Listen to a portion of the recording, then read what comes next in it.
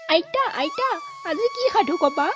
কোৱা না আইতা সোনকালে, বৰ মন যায় আছে সাধু শুনিবলৈ। ৰবা তামোলখন খাই ল আগতে। মোৰ এটা মনৰ কথাও কবলগীয়া আছে ৰবা, তাৰ পিছতহে সাধু শুনাম। কি আইতা, কি মনৰ কথা? কোৱা সোনকালে, মই আৰু ৰখি থাকিব নোৱাৰো। এই যে বোপাই মায়েহঁতে আমাৰ ভিডিঅ'বোৰ চাই ছাবস্ক্ৰাইব কৰিবলৈ পাহৰিয়েই যায়। আইতা সেইটোহে কথা, শেষত কৰিব দিয়া ভিডিঅ'টো চাই পেলাই। বোপাইহঁত নাতিকেইটাৰ মুখলৈ চাই চেনেলটো ছাবস্ক্ৰাইব কৰি ল'বা, পাছলৈ আকৌ পাহৰিয়েই থাকিবা। তেনেহলে শুনা আজিৰ সাধু লক্ষ্মীনাথ বেজবৰুৱাৰ চিলনী জীয়েকৰ সাধু। আইতা মজা লাগিব। চিলনী জীয়েকৰ সাধু, চিলনী জীয়েকৰ সাধু, চিলনী জীয়েকৰ সাধু। এখন দেশত এজন কুমাৰ আছিল।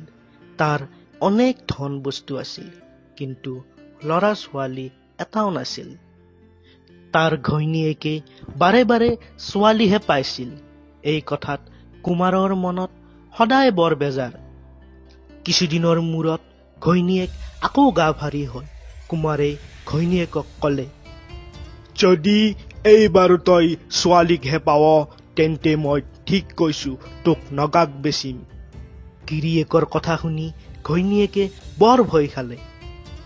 ল'ৰা পাবৰ ওচৰা ওচৰি হলত কুমাৰৰ ঘৈণীয়েক মাকৰ ঘৰলৈ গুচি গল।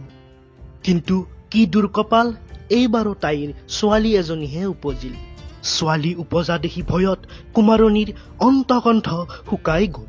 সেই দেখি তাইৰ গিৰিয়েকে বুজি পোৱাৰ আগতেই তাই তেতিয়াই লৰালৰিকৈ ছোৱালীজনীক এটা চৰু ধৰাই ফটাকানিৰে ঢাকি ঢুকি আন এটা চৰুৰে তাৰ ওপৰত সাফৰ দি নৈত উটুৱাই দিলে। চৰুটো নৈত উটি গৈ আছে। এনেতে নৈৰ পাৰত কাপোৰ ধুই থকা ধোবা এটাই চৰুটো দেখি তাত কি আছে বুলি চাওঁ বুলি সাঁতুৰি গৈ সাফৰটো মেলি দেখিলে, ভগৱান, এয়া মই কি দেখিছো? নতুনকৈ হোৱা কেঁচুৱা ছোৱালী। কোনে এই চৰুটোত ভৰাই উটুৱাই দিছে? পাপে চুব, পাপে চুব।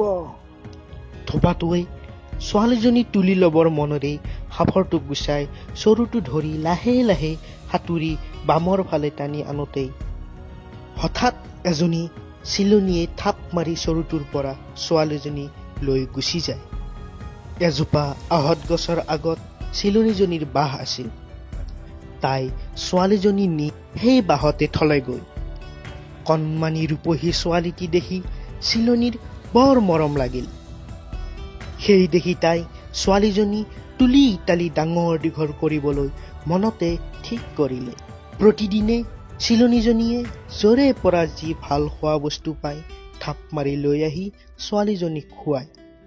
এইদৰে চিলনীয়ে লাহে লাহে তাইক ডাঙৰ দীঘল কৰিলে। কাৰোবাৰ ঘৰত ভাল ৰিহা মেখেলা ৰ'দত শুকাবলৈ মেলি দিয়া দেখিলে চিলনীয়ে সেইবোৰ থাপ মাৰি লৈ আহি জীয়েকক পিন্ধিবলৈ দিয়ে। এদিন ৰজাৰ জীয়েক এজনীয়ে নৈৰ ঘাটতে গাৰ অলংকাৰ পাতিবোৰ সলুকাই থৈ নৈত গা ধুবলৈ নামিছিল। এনেতে চিলনীয়ে থাপ মাৰি সেই অলংকাৰবোৰ লৈ গুচি আহি জীয়েকক পিন্ধিবলৈ দিলে। এইদৰে ফণি, আৰচি, সেন্দুৰৰ টেমা, তেলৰ বাতি চিলনীয়ে য'তে যি পায় তাকেই নি জীয়েকক দিয়ে। ছোৱালীজনী লাহে লাহে গছৰ ডালতেই ডাঙৰ হল আৰু ৰূপত অপেশ্বৰী যেন হল। এদিন চিলনীয়ে আহি জীয়েকক ক'লে, আই, তই এতিয়া ডাঙৰ হৈছ। মই সদায় তোক অকলে এৰি থৈ দূৰলৈ যাম। সেই দেখি মই তোক কোনোবাই কিবা কৰে বুলি মোৰ বৰ ভয় লাগি থাকে। আজিৰ পৰা মই গলে তোৰ ভয় চয় লাগিলে বা থিতাতে লগা হলে তই মোক এইদৰে মাতিবি। মই ততালিকে উৰি আহি তোৰ আগতেই পৰিম আহতৰ পাত লৰে কিশৰে চিলনী আই মোৰ আগতে পৰে। এদিন দুপৰীয়া চিলনীৰ জীয়েকে গছৰ ডালত বহি মূৰ আঁচুৰি আছিল। এনেতে এজন সদাগৰ সেই পিনে কৰবলৈ যাওঁতে ৰ'দত ভাগৰ লাগি সেই গছজোপাৰ তলতে জিৰাবলৈ বহিল। সেইডোখৰ ঠাইত জন্য প্ৰাণী নাই। এনেতে সদাগৰে বহি জিৰাই থাকোঁতে কৰবাৰ পৰা এডাল চুলি উৰি আহি সদাগৰৰ কোলাতে পৰিল। সদাগৰে চুলিডাল দেখি আচৰিত মানি তুলি লৈ বৰ দীঘল যেন দেখি জুখি চালে। চুলিডাল 7 হাত দীঘল আছিল। সদাগৰে ক'ৰ পৰা ইমান দীঘল চুলিডাল আহিল বুলি চাৰিওফালে চাই একো নেদেখিলে। এনেতে গছৰ ওপৰলৈ সদাগৰৰ চকু গ'ল। তেওঁ দেখিলে এজনী দীপ-লিপ ছোৱালীয়ে ডালতে বহি চুলি আঁচুৰিব লাগিছে। সদাগৰে আচৰিত মানি ছোৱালীজনীৰ ফাললৈ চাই মাত লগালে, তুমি কোন? দেৱতা নে মানুহ নে অপেশ্বৰী নে যখিনী? কোৱা কোৱা, কোন হয় তুমি? এই ভৰ দুপৰীয়া গছৰ ডালত কিয় বহি আছা? ইয়াৰ আগেয়ে ছোৱালীজনীয়ে কেতিয়াও মানুহ দেখা নাছিল। সেই দেখি ভয় খাই কি উত্তৰ দিব একোৱেই থিৰ কৰিব নোৱাৰি মাকক বিনাই মাতিলে,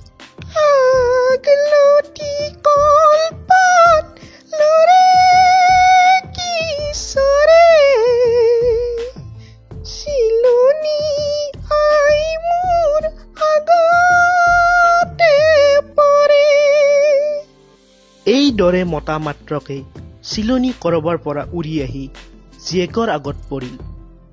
আই, মোক কিয় মাতিছ? এই বুলি চিলনীয়ে সুধিলে। জীয়েকে গছৰ তলত থকা মানুহটোলৈ মাকক আঙুলিয়াই দেখুৱালে। চিলনীয়ে ডেকা আৰু ধুনীয়া সদাগৰক দেখিয়েই মনে মনে ভাবিলে, যদি এই মানুহটো ভাল হয় তেন্তে এইজন মানুহলৈ মোৰ ছোৱালীজনী বিয়া দিব পাৰিলে ভাল হ'ব। ইয়াকে ভাবি তললৈ আহি চিলনীয়ে সদাগৰক আগৰে পৰা গুৰিলৈকে জীয়েকৰ সকলো কথা ভাঙি পাতি কলে। সদাগৰে চিলনীক কলে যে, মোৰ অনেক ধন বস্তু আছে, মই চহকী মানুহ, কিন্তু মোৰ এতিয়া 7জনী ঘৈণী আছে। তুমি যদি সেইবাবে কোনো আপত্তি নকৰি তোমাৰ জীয়েৰাক মোলৈ বিয়া দিয়া তেন্তে হলে মই নিশ্চয় কৈছো যে তাইক মই সুখে সন্তোষে ৰাখিম, কেতিয়াও দুখ নিদিওঁ। সদাগৰৰ কথা শুনি চিলনীয়ে অনেক ভাবি চিন্তি জীয়েকক সদাগৰলৈ দিবলৈ মান্তি হল আৰু জীয়েকক ভালেমান বুজাই বৰাই নমাই আনি সদাগৰৰ হাতত সমৰ্পণ কৰিলে। চিলনীয়ে কান্দি কাটি কাকুতি মিনতি কৰি সদাগৰক কলে, আপুনি যেন ছোৱালীটিক কেতিয়াও দুখ নিদিয়ে। আই, মোক তোৰ লগা হলে মই শিকা দিয়াৰ দৰে মাতিলে হল, মই তোৰ আগতেই পৰিমগৈ। ইয়াৰ পিছত সদাগৰে চিলনীৰ জীয়েকক ঘৰলৈ আনি বৰ মৰম চেনেহ কৰি ৰাখিলে। কিন্তু সদাগৰৰ আগৰ 7জনী ঘৈণীয়েকে চিলনীৰ জীয়েকৰ ৰূপ দেখি ভাবিলে যে এনে ৰূপহী ঘৈণীয়েক পাইছে যেতিয়া সিহঁতক আৰু সদাগৰে দেখিব নোৱাৰা হব। ইয়াকে ভাবি 7জনী চিলনীৰ জীয়েকক হিংসা হিয়াল কৰি দুখ দিবলৈ ধৰিলে। এদিন 7জনী লগ লাগি চিলনীৰ জীয়েকক কলে, তই বৰ অপেশ্বৰী হৈ আহিছ। আমি ঘৰৰ বনবাৰী কৰি ৰান্ধি বাঢ়ি দিম আৰু তই বহি বহি হাবি। যা, আজি তই ভাত ৰান্ধগৈ। চিলনীৰ জীয়েকে তাইৰ জীৱনত কেতিয়াও ভাত ৰান্ধি পোৱা নাই। সেই দেখি কেনেকৈ ভাত ৰান্ধিব লাগে নাজানি একোৱে উপায় নাপাই কান্দি কান্দি বাৰীৰ পিছফালে কলনীৰ মাজত বহি ইনাই বিনাই মাকক মাতিলে,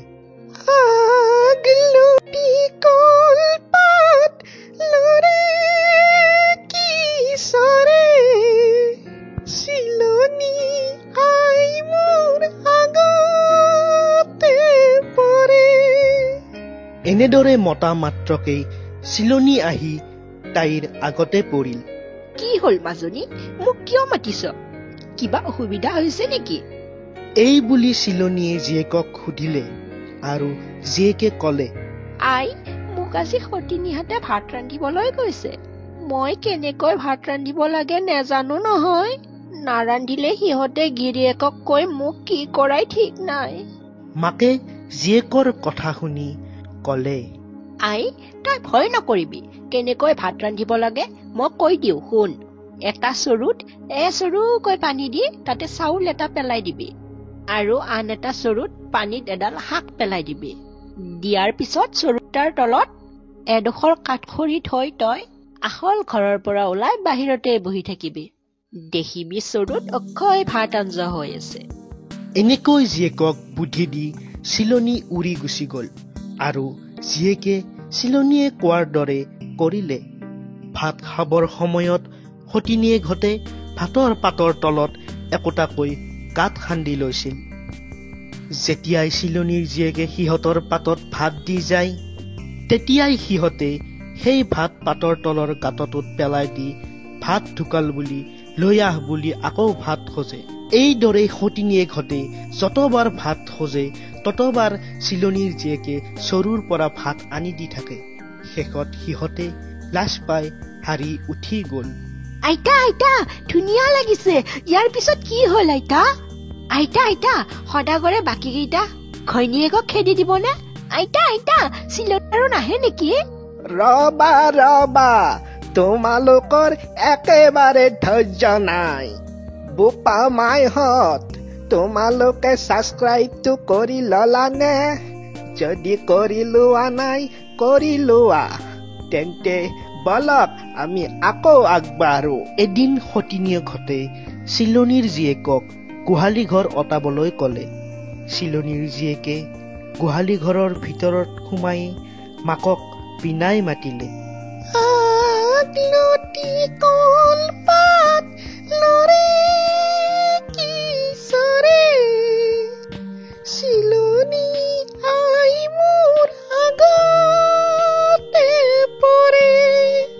জীয়েকে এইদৰে বিনাই মতা মাত্ৰকে চিলনী উৰি আহি আগত পৰি কয়, মাজনী, কিয় মাতিছ মোক? কি অসুবিধা হৈছে তোৰ? জীয়েকে কলে, আই, সতিনীহঁতে মোক গোহালি অটাবলৈ কৈছে। কেনেকৈ অটাম তোমাক সুধিবলৈ মাতিছো। মাকে জীয়েকক বুজাই দিলে, গোহালি ঘৰৰ ইফালৰ পৰা সিফাললৈ বাহৰণি কাঠি এডাল বুৰাই যা। দেখিবি ঘৰটো চিকুণ হৈ পৰিব। এই বুলি কৈ মাক উৰি গল। স্বামীৰ জীয়েকে তাকে কৰিলে আৰু সেইদিনা গোহালি ঘৰ আটাইতকৈ বেছি চাপ হৈ চকমকীয়া হৈ পৰিল। চিলনীৰ জীয়েকৰ এনে সুন্দৰ বনবাৰী দেখি সদাগৰে তাইক বৰ ভাল পাবলৈ ধৰিলে। চতৰ বিহুৰ ওচৰ চাপিল। সদাগৰে 8জনী ঘৈণীয়েকক গাইপতি 5 চেৰেককৈ কপাহ দি কলে, তহঁতে মই বিহুত পিন্ধিবলৈ চোলা চুৰিয়া কাপোৰ গামোচা বৈ দে আৰু কাৰ কাপোৰ ভালকৈ বোৱা হয় মই চাম। 7জনী ঘৈণীয়েকে গাইপতি লৰালৰিকৈ কপাহবোৰ লৈ চন্দিয়াই নেওঠি পাজি বাতি সূতা উলিয়াই কাপোৰ ববলৈ লাগি গল। কিন্তু চিলনীৰ জীয়েকে একো কৰিব নাজানি আমন জিমনকৈ বহি থাকিল। সতিনীয়ে ঘতে ভাবিলেই এইবাৰ চিলনীৰ জীয়েক ঠেকত পৰিল। তাইতো একোৱেই নাজানে, কেনেকৈ গিৰিয়েকৰ কাপোৰ বৈ দিয়েই দেখিম নহয়। চিলনীৰ জীয়েকে বাৰীৰ পিছফালে গৈ মাকক আগৰ দৰে বিনাই মাতিলে। মাক আহি আগতে পৰি জীয়েকক সুধিলে, কি হল? কিয় মাতিছ আই? আকৌ কিবা অসুবিধা হল নেকি তোমাৰ? নে সতিনীহঁতে কিবা কৈছে আকৌ? আই, সদাগৰে সকলোকে 5 চেৰেককৈ কপা দি কাপোৰ ববলৈ দিছে। কাপোৰ বোৱা হোৱাৰ পাছত বোলে সদাগৰে চাব কাৰ কাপোৰ বেছি ভাল হৈছে। মইতো কাপোৰ বৈ পোৱা নাই, কি কৰো আই? মাজনী, তই চিন্তা নকৰিবি। তই তোৰ গিৰিয়েৰৰ কাপোৰ দিব পাৰিবি। 4টা বাঁহৰ চুঙাত এজোলাকৈ কপা সুমুৱাই চুঙা কেইটাৰ মুখত সোপা দি থৈ দে।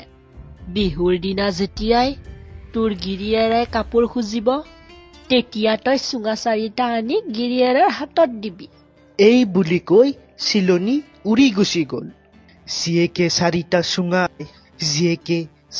চুঙা আনি 4 জোলা কপা মাকে কোৱাৰ দৰে ভৰাই সোপা দি থৈ দিলে। সতিনীয়েকহঁতে লচপচকৈ কাপোৰ বব ধৰিছে আৰু চিলনী জীয়েকে একো নকৰাকৈ কপাহবোৰ পেলাই থৈ দিছে।